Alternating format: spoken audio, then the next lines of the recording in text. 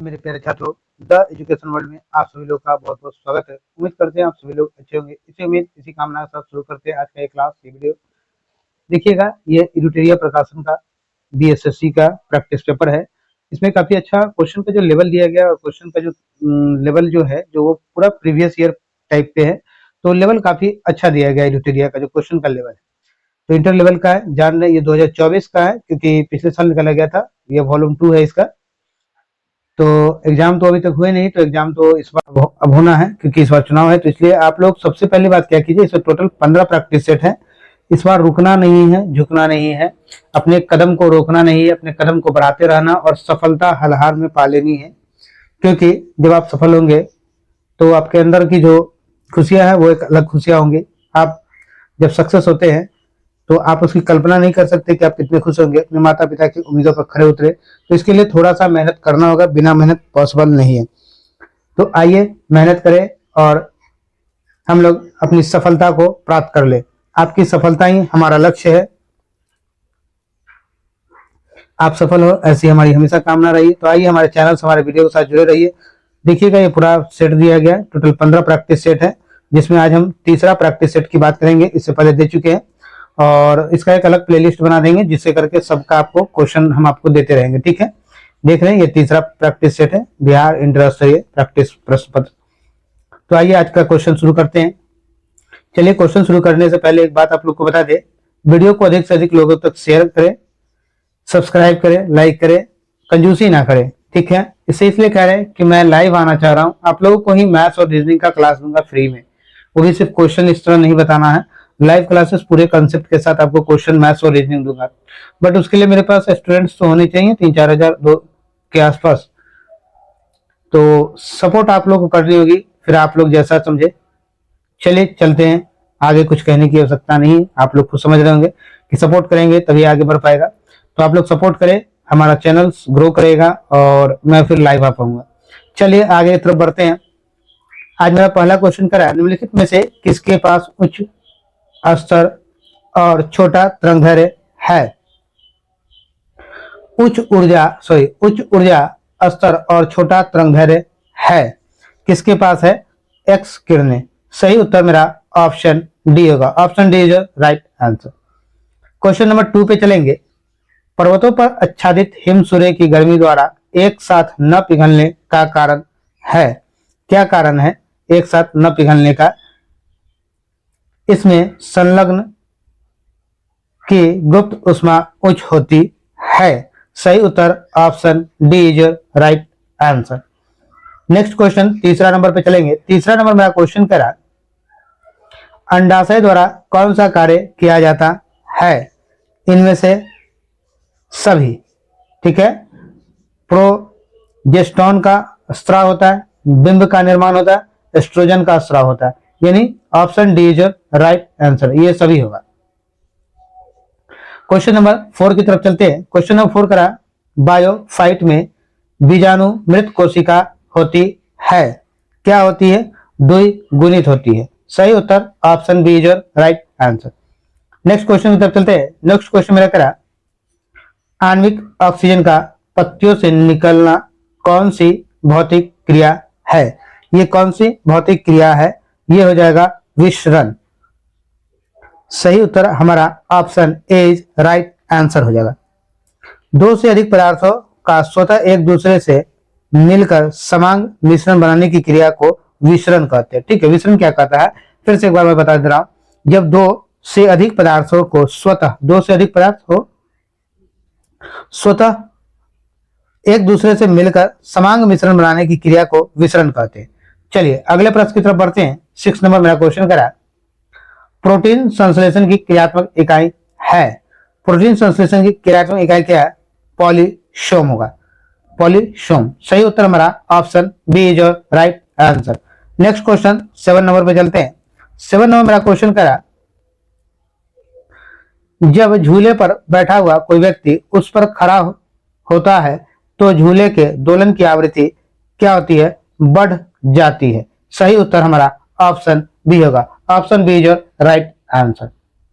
Next question की तरफ चलेंगे। नेक्स्ट क्वेश्चन मेरा है, नेक्स्ट क्वेश्चन 8 नंबर, जब सोडियम और क्लोरीन अभिक्रिया करते हैं तब ऊर्जा क्या होती है, उत्पन्न होती है तथा आयनिक बंध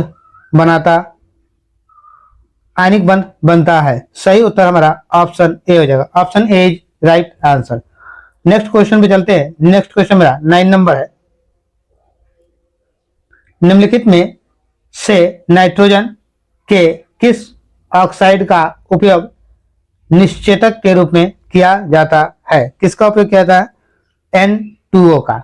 N2O का किया जाता है। सही उत्तर मेरा ऑप्शन ए होगा। N2O मतलब लाफिंग गैस होता है, यानी हंसने वाली गैस के रूप में यह है, हंसने वाला गैस है ये, ठीक है। देखिएगा, और NO2 को, इसको जो है हम लोग ब्राउन गैस कहा था। क्या कहा था? ब्राउन गैस कहा था, ठीक है, NO2 को। चलिए अगले प्रश्न की तरफ चलेंगे। अगला प्रश्न मेरा 10 नंबर है। 10 नंबर क्वेश्चन पे आ जाए। 10 नंबर क्वेश्चन मेरा कह रहा है, निम्नलिखित में से किसे मिलाने से सीमेंट का जमना धीमा हो जाता है? तो जिप्सम के मिलाने से सीमेंट का जमना धीमा हो जाता है। सही उत्तर हमारा ऑप्शन ए हो जाएगा, ठीक है। देखिएगा, जिप्सम के प्रमुख घटक जो सीमेंट के प्रमुख घटक क्या होते हैं? चूना होता है, सिलिका होता है, चूना, सिलिका, पोटास, ये सब क्या है? सीमेंट के प्रमुख घटक है। चलिए 11 नंबर क्वेश्चन पे चलते हैं। 11 Na22 से 1 बीटा उत्सर्जन के बाद बनने वाली पदार्थ है। यह कौन सी पदार्थ है? यह Mg यानी मैग्नीशियम है। सही उत्तर हमारा ऑप्शन ए होगा। Option A is your right answer. अगले प्रश्न की तरफ चलते हैं। अगला प्रश्न मेरा 12 नंबर है। इमली में कौन सा अम्ल है? इमली में कौन सा अम्ल है? तो इमली में टार्टरिक अम्ल है। सही उत्तर ऑप्शन ए होगा, ठीक है। टार्टरिक अम्ल पाया जाता है, ठीक है। लैक्टिक अम्ल कहाँ पाया जाता है पता है आपको? दही में पाया जाता है। दही में, खट्टे दूध में पाया जाता है टार्टरिक अम्ल। सिट्रिक अम्ल जो है आपका खट्टे फलों में पाया जाता है। ये खट्टा फलों में पाया जाता है सिट्रिक अम्ल। चलिए अगले क्वेश्चन की तरफ बढ़ते हैं। अगला क्वेश्चन मेरा कह रहा है 13 नंबर।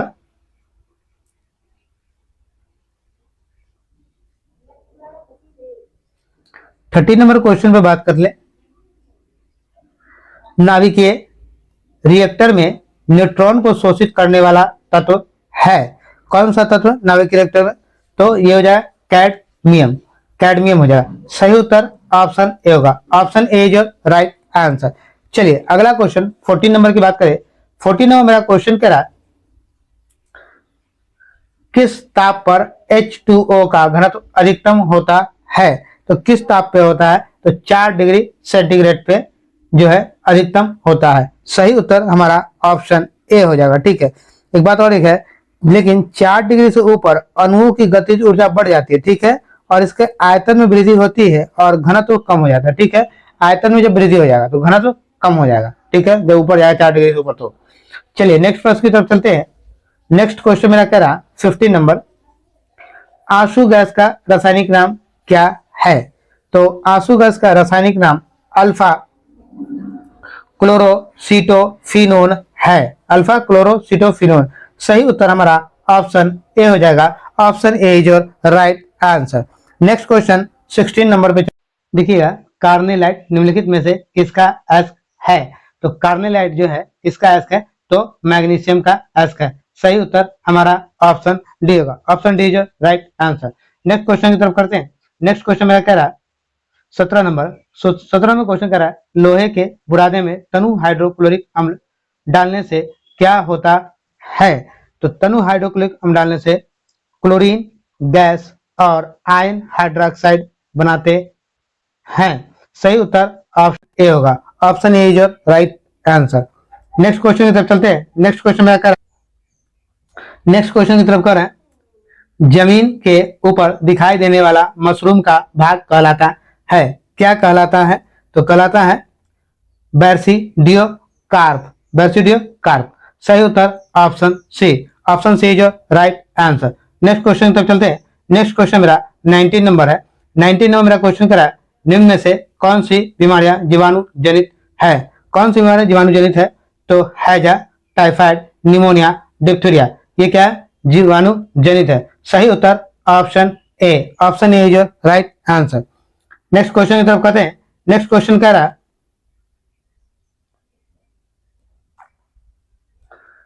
रक्त समूह ओ को सर्वाधिक रक्तदाता कहा जाता है। इसमें निम्न में से कौन सा एंटीजन पाया जाता है? तो कौन सा इसमें एंटीजन पाया जाता है? नहीं पाया जाता। सही उत्तर आपका ऑप्शन डी होगा। Option D is your right answer. अगले प्रश्न की तरफ चलते हैं। अगला प्रश्न मेरा 21 नंबर है। 21 नंबर मेरा क्वेश्चन कह रहा है वह वायरस जो अपने मेजबान को मारे बिना प्रजनन कर सकते हैं कहलाता है। क्या कहलाता है? तो देखिएगा, ये कहलाता है टेम्परेट वायरस। क्या कहलाता है? Temperate virus. सही उत्तर मेरा ऑप्शन ए होगा। Option A is your right answer. अगले प्रश्न की तरफ चलते हैं। अगला प्रश्न मेरा कह रहा 22 नंबर, स्तनधारी में सामान्य श्वसन के दौरान डायफ्राम होते हैं। क्या होते हैं? तो सही उत्तर हो जाएगा आपका इसमें ऑप्शन डी, इनमें से सभी। धनुष, कार, चपटा और नीचे धसा हुआ, ये क्या होगा? ये तीनों हो जाएगा। तो इनमें से सभी। सही उत्तर ऑप्शन डी होगा। 23 नंबर क्वेश्चन में चलते हैं। मानव शरीर की सबसे बड़ी ग्रंथि कौन सी होती है? तो मानव शरीर की सबसे बड़ी ग्रंथि यकृत होती है, यानी लीवर। सही उत्तर ऑप्शन बी। ऑप्शन बी जो राइट आंसर। देखिएगा, इसका वजन जो होता है, यकृत का वजन 1.5 किलो से 2 केजी के बीच होता है। 1.5 केजी से 2 केजी के बीच होता है। अगला क्वेश्चन कर रहा है यकृत प्रोटीन की अधिकतम मात्रा को कार्बोहाइड्रेट में परिवर्तित कर देता है। ठीक है, प्रोटीन की अधिकतम मात्रा होगा तो उसको कार्बोहाइड्रेट में बदल देगा।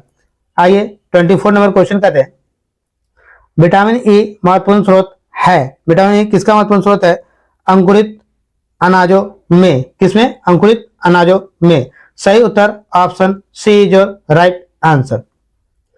Next question 25 number. 25 number question कह रहा है निम्नलिखित में से किस युग में खुला परिसंचरण तंत्र पाया जाता है? किसमें पाया जाता है? कॉकरोच और केकड़ा में। सही उत्तर option C. Option C is right answer.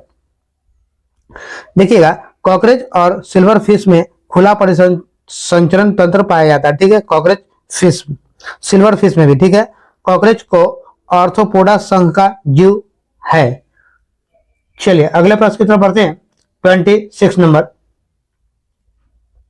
Mohenjodaro से प्राप्त नर्तकी मूर्ति किस धातु से बनी थी? तो किस धातु से बनी थी?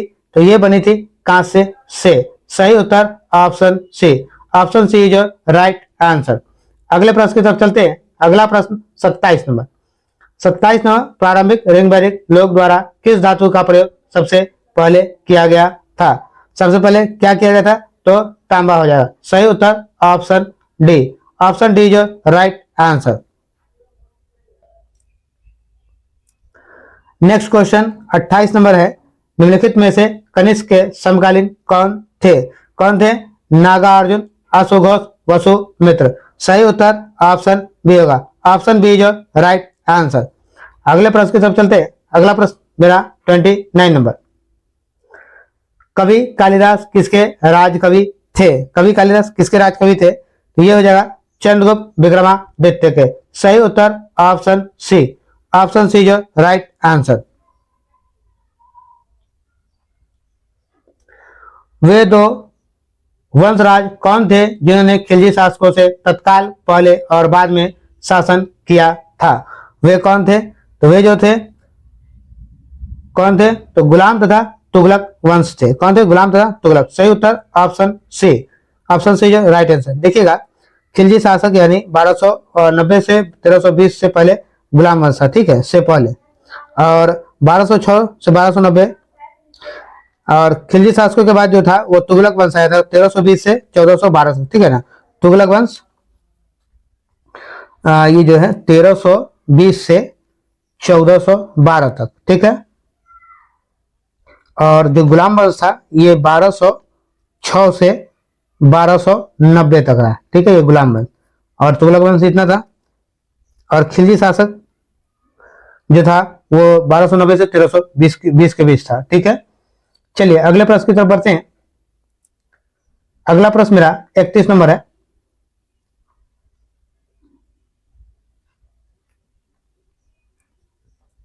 इकतीस नंबर मेरा क्वेश्चन कह रहा, मदद ए मसा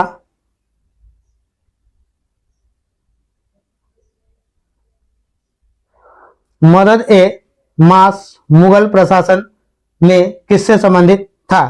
तो किससे संबंधित था? सैन्य अधिकारियों को दी जाने वाली पेंशन। सही उत्तर option C. Option C is right answer. Akbar ने तीर्थ यात्रा कर किस वर्ष बंद किया? किस वर्ष बंद किया? 1563 ईस्वी में। सही उत्तर option C. Option C is right answer.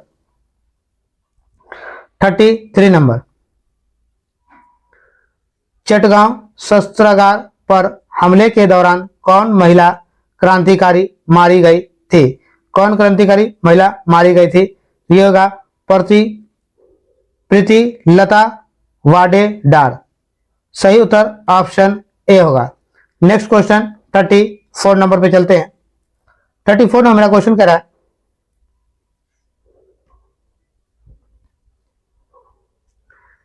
इनमें से कौन क्रांतिकारी काकोरी ट्रेन कांड से संबंधित नहीं था?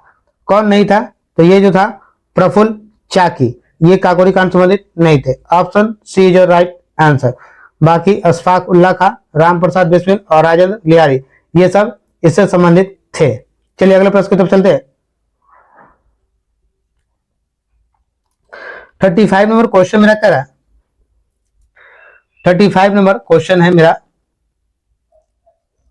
निम्न में से किस समाचार पत्र का संपादन गांधी जी ने किया था? किसका संपादन गांधी जी ने किया था? तो यह हो जाएगा नव जीवन का। सही उत्तर ऑप्शन ए होगा। Option A is right answer. देखिएगा इसका प्रकाशन 1919 से 1931 तक अहमदाबाद में हिंदी और गुजराती में होता था। ठीक है, नवजीवन का 1919 से 1931 तक। क्वेश्चन नंबर 36, भारत में प्रांतीय स्वयंसत्ता शुरू की गई थी, कब की गई थी? तो यह हो जाएगा भारत सरकार अधिनियम 1935 द्वारा। सही उत्तर ऑप्शन सी होगा। Option C is right answer. Next 37 number,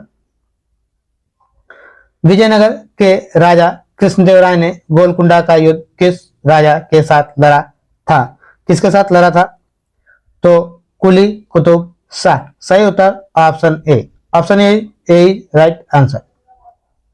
next question, national college और बिहार विद्यापीठ का शिलान्यास किसने किया था? किसने किया था? तो ये महात्मा गांधी ने किया था। सही उत्तर option C. Option C is right answer. Next question 39 number, वर्ष 1946 में बनी अंतरिम सरकार में राजेंद्र प्रसाद के पास कौन सा विभाग था? तो राजेंद्र प्रसाद के पास खाद्य एवं कृषि विभाग था। सही उत्तर ऑप्शन सी।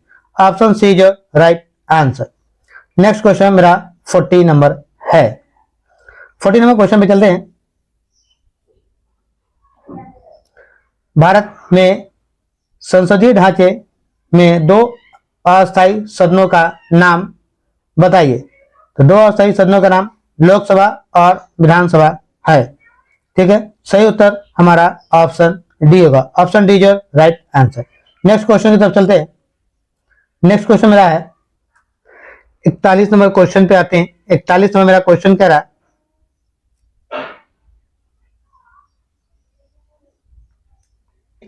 कोष का अभिरक्षक कौन सा अंग है? तो कौन सा अंग है? तो ये हो जाएगा विधान मंडल। सही उत्तर option C. Option C is right answer.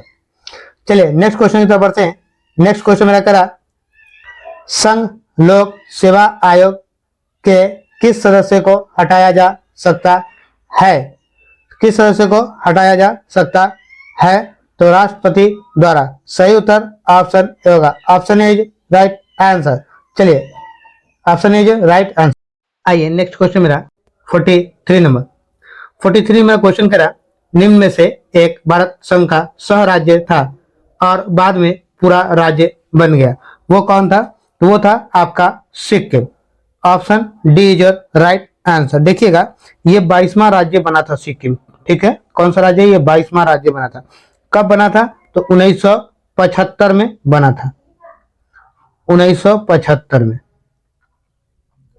ठीक है, चलिए 1975 में ये 22वां राज्य के रूप में 36वें संविधान संशोधन द्वारा 1975 में 36वां संशोधन शोधन, देखिए इस पे लिखने में नहीं बनता, संशोधन, 36वां संशोधन। आइए अगले प्रश्न की तरफ बढ़ते हैं। 44 नंबर, निम्नलिखित में से किसने प्रभाव समूह के विधानमंडल का तीसरा सदन माना? किसने माना है? तो यह है H.M. फाइनर ने। सही उत्तर ऑप्शन बी। ऑप्शन बी जो right answer. Next question 45 number, Bharat के संविधान की प्रस्तावना किस देश से ली गई है? तो संविधान की प्रस्तावना किस देश से ली गई है? जापान, जर्मनी, इंग्लैंड, इनमें से कोई नहीं। सही उत्तर ऑप्शन डी हो जाएगा, क्योंकि भारतीय संविधान की प्रस्तावना जो है अमेरिका के संविधान से लिया गया। कहां से? अमेरिका। ठीक है, तो सही उत्तर हमारा हो जाएगा ऑप्शन डी। इसमें ऑप्शन है नहीं अमेरिका। चलिए अगला प्रश्न हमारा 46 नंबर है, हिमाचल प्रदेश में स्थित दर्रा है, कौन सा दर्रा है? तो शिवकिला, हिमाचल प्रदेश। सही उत्तर ऑप्शन ए। ऑप्शन ए जो right answer. Next question 47 number, निम्नलिखित में से कौन सा देश अमेजन नदी बेसिन का एक हिस्सा है? अमेजन नदी बेसिन का एक हिस्सा है, कौन सा देश है? वेनेजुएला। सही उत्तर ऑप्शन बी। ऑप्शन बी जो right answer. Next question 48 number, निम्न में कौन सा राज्य नर्मदा नदी की घाटी का हिस्सा नहीं है? नर्मदा नदी घाटी का हिस्सा नहीं है, कौन सा होगा? राजस्थान। सही उत्तर हमारा ऑप्शन बी होगा। ऑप्शन बी जो राइट आंसर। चलिए अगले प्रश्न की तरफ बढ़ते हैं। अगला प्रश्न मेरा करा 49 नंबर, ऊपरी ब्रह्मपुत्र घाटी में पाया जाने वाला प्रमुख खनिज है, प्रमुख खनिज कौन सा है? तो ये हो जाएगा पेट्रोलियम। क्या जाएगा? पेट्रोलियम। सही उत्तर ऑप्शन सी। ऑप्शन सी जो राइट आंसर। नेक्स्ट क्वेश्चन की तरफ चलते हैं। नेक्स्ट क्वेश्चन मेरा कह रहा 50 नंबर, पृथ्वी कितनी पुरानी है, इसका निर्धारण किस प्रकार किया जाता है? तो ये जो है क्या कहेंगे इसको? रेडियो मैट्रिक काल निर्धारण। सही उत्तर ऑप्शन बी होगा। B is right answer. 51 number प्रश्न की बात करेंगे, जलोढ़ मिट्टी को उसकी आयु के आधार पर वर्गीकृत किया जाता है, नई जलोढ़ मिट्टी का क्या नाम दिया गया है? तो नई जलोढ़ मिट्टी का नाम क्या है? खादर है। सही उत्तर ऑप्शन ए। ऑप्शन ए जो राइट आंसर। चलिए अगले प्रश्न की तरफ करते हैं। अगला प्रश्न मेरा 52 नंबर है,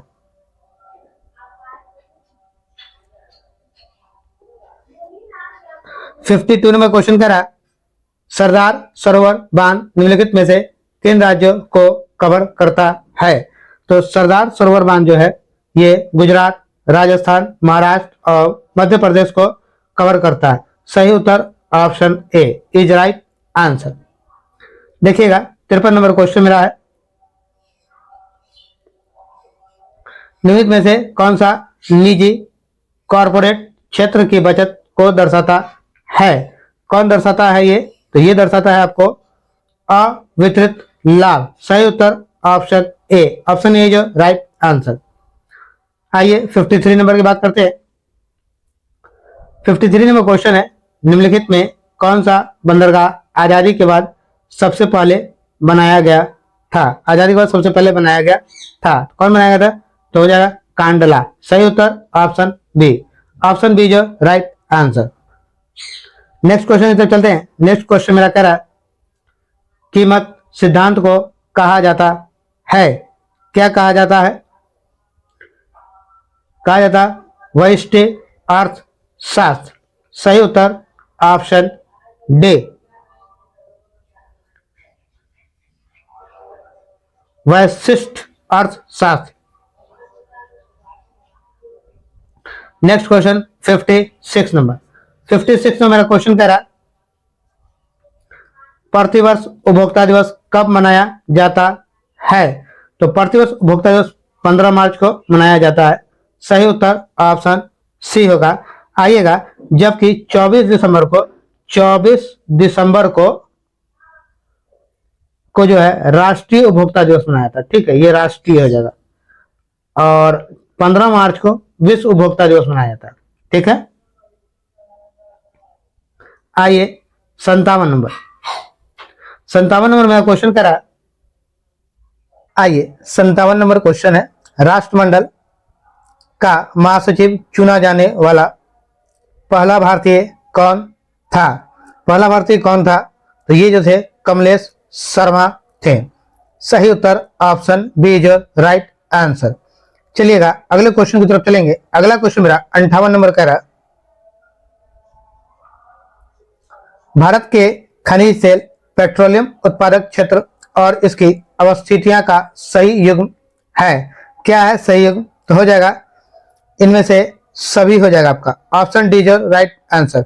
लूनोद क्षेत्र गुजरात में सही है, केजी बेसिन बंगाल की खाड़ी में, और सुरमा घाटी असम में, ये सभी सही है। तो option D right answer. 59 number, Tehri जल विद्युत परिसर किस राज्य में स्थित है? टिहरी जल विद्युत परिसर किस राज्य में है? उत्तराखंड में। सही उत्तर ऑप्शन ए होगा। ऑप्शन ए राइट आंसर। नेक्स्ट क्वेश्चन की तरफ चलते हैं। नेक्स्ट क्वेश्चन मेरा 60 नंबर है। 60 नंबर मेरा क्वेश्चन कह रहा पर्यावरण संरक्षण के लिए कौन सी अंतर्राष्ट्रीय एजेंसी कार्य कर रही है? कार्य कर रही है, कौन सी कर रही है? UNEP। सही उत्तर ऑप्शन सी होगा। Option C is right answer. 61 number question कर रहा है निम्नलिखित में कौन सा पारिस्थितिकी तंत्र में गैसीय जैव भू रासायनिक चक्र नहीं है? क्या नहीं है? तो फास्फोरस चक्र। क्या नहीं है? फास्फोरस चक्र। सही उत्तर option C. Option C is right answer.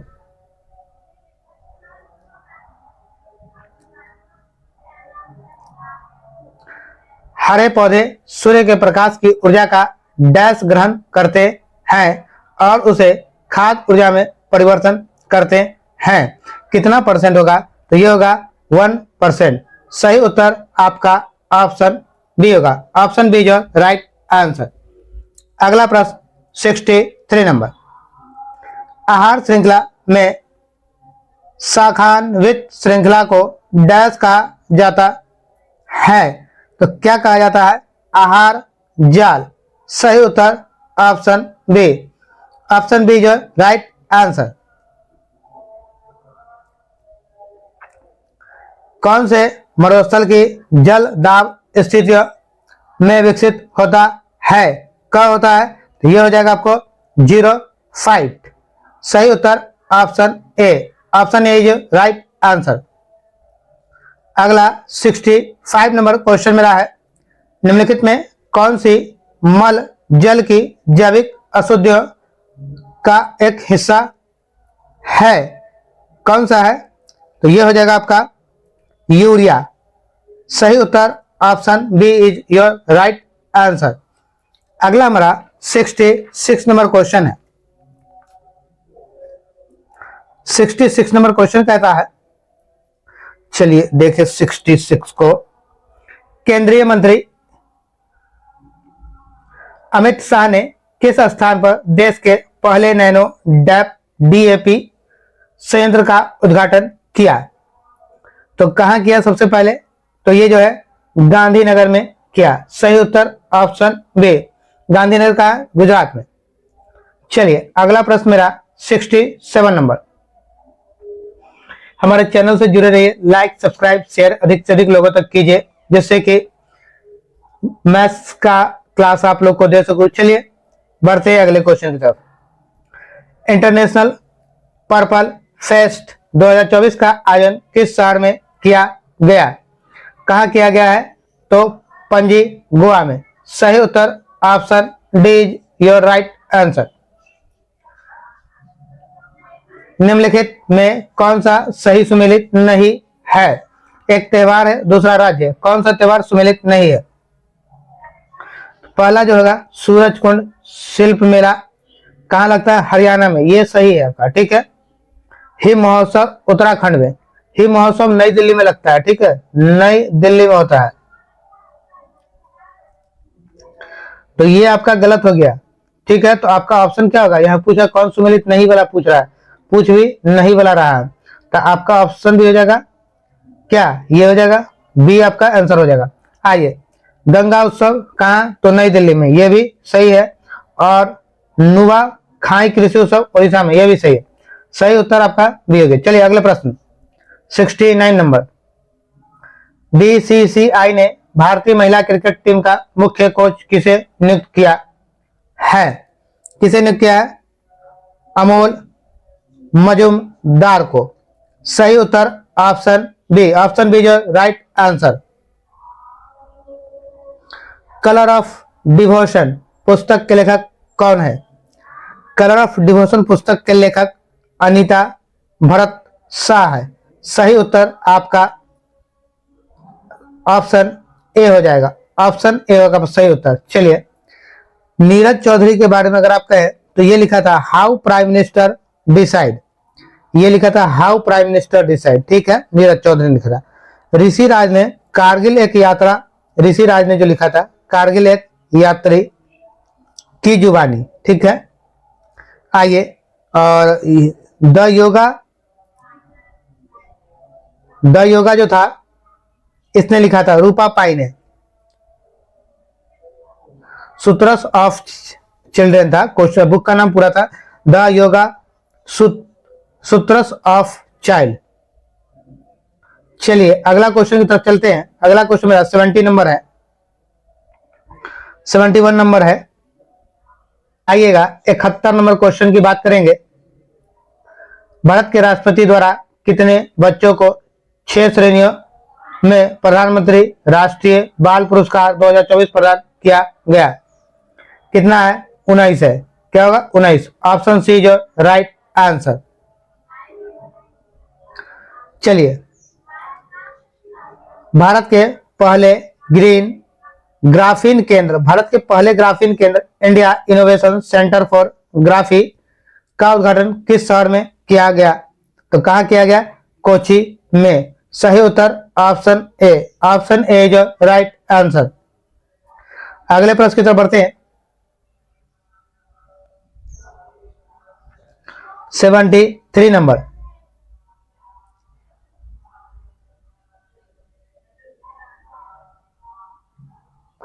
FIFA award 2023 के संदर्भ में कौन सा कथन सत्य है? कौन सा कथन सत्य है? तो ये हो जाएगा सर्वश्रेष्ठ फीफा पुरुष खिलाड़ी 2023 लियोनेल मेसी अर्जेंटीना की थी। सही है। सर्वश्रेष्ठ फीफा महिला खिलाड़ी 2023 का एताना बोनमती बार्सिलोना का, यह भी सही है।